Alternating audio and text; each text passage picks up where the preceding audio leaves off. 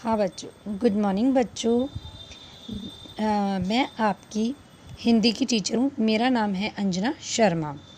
आज मैं हिंदी में आपको पाठ पहला भोर प्रार्थना है, एक कविता है जो मैं आपको पढ़ाऊँगी।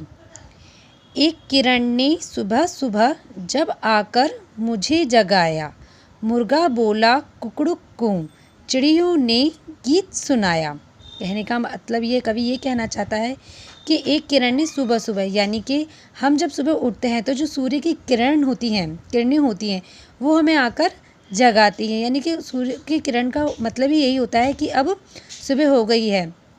मुर्गा कुकड़ू को बोलता है और चिड़िया गीत सुनाती हैं। तो इसका अर्थ यही होता है कि अब सुबह हो गई है, अब हमें उठ जाना चाहिए। भोर हो गई आलस छोड़ो। भोर हो गई यानी कि सुबह हो गई और हमें आलस छोड़ना है। आलस का मतलब है कि हमें यहाँ पर बिस्तर छोड़ देने चाहिए। हम जब सोते हैं, सोने के बाद सुबह होती है तो हमें बिस्तर छोड़ देने चाहिए। झटपट तुम उठ जाओ, यानी कि जल्दी से अब तुम उठ जाओ। हो तैयार, चलो तुम पढ़ने।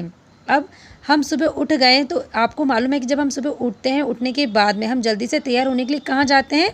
पढ़ने के लिए हम स्कूल जाते हैं। तनिक भी देर ना लगाओ, यानी कि अब ज़रा भी देर ना लगाओ। मैं भी झटपट तैयार हुआ, आलस ना मुझको भाया। यानी कि वह भी कह रहा है कि मैं भी जल्दी झट से, यानी कि जल्दी से तैयार हो गया और आलस मुझको नहीं आया।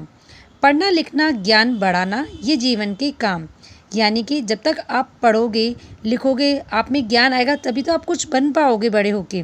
ये जीवन के काम है। बड़े बनो, यश धन को पाओ, सदा बढ़ाओ मान। यानी कि आप जब बड़े होगे, पढ़ोगे लिखोगे, बड़े होगे, तभी तो आप यश कीर्ति हासिल करोगे, मान सम्मान हासिल करोगे, और जब कमाओगे तो आपको धन की प्राप्ति होगी। और सदा बढ़ाओ मान, इससे पढ़ने लिखने से आप अपने घर का सबका मान बढ़ाओगे।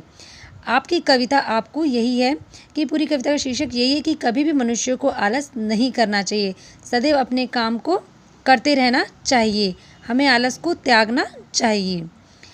अच्छा बच्चों, अब मैं आपको ये कहती हूँ, ये कविता आप पढ़ेंगे भी और अपनी कॉपी में दोबारा लिखेंगे भी।